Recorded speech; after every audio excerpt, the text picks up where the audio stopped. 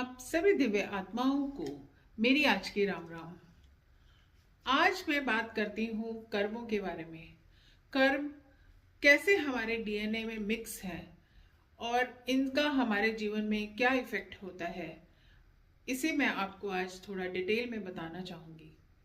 सबसे पहले हम बात करते हैं कि कर्म कितने प्रकार के होते हैं।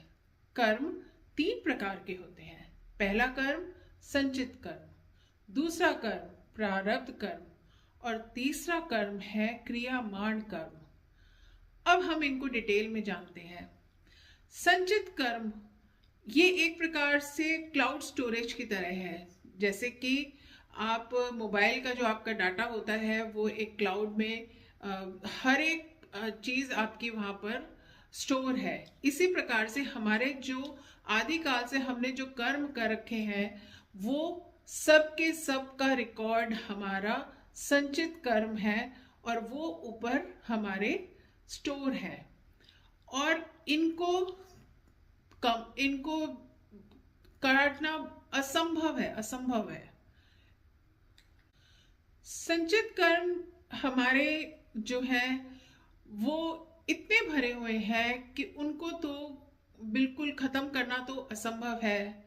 तो फिर क्या होता है आगे आते हैं हमारे प्रारब्ध कर्म।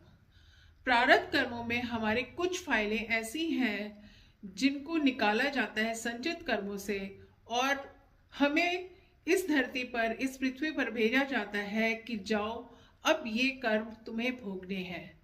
तो प्रारब्ध कर्म वो है जो कुछ संचित कर्मों में से निकाले गए हैं और हमें जिन्हें भोगने के लिए इस धरती पर आना होता है।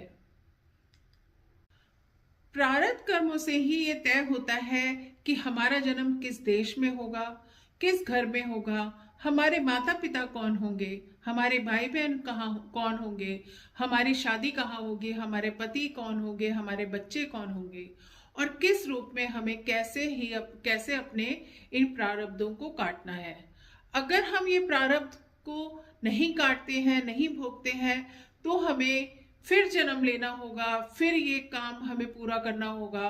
क्योंकि प्रारब्ध की जब तक फाइल हमारी कंप्लीट नहीं होती है, उसमें भगवान के सिग्नेचर नहीं होते हैं, जब तक हमें इन प्रारब्धों को काटना ही होता है।